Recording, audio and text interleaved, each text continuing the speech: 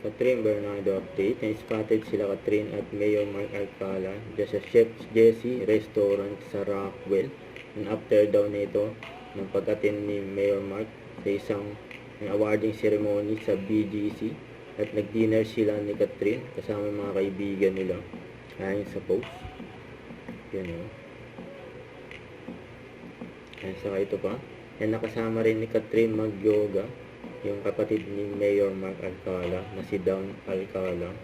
Yung nag-workout sila, yoga. Yan, unting-unti na nga lumalabas ang lahat patungkol kila Catherine Bernardo at Mayor Mark Alcala. Yan, pinabangan pa.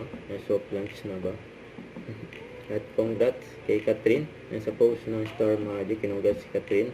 Kung saan wagi siya bilang Philippine Box Office Stars paghanap niya sa Lola Bagin for Philippine Academy of Film and Television Arts Awards. Congrats kay Catherine. Don't forget to subscribe, click the notification bell for my update. This is Richard the Action Live. Stay tuned for more videos. See ya.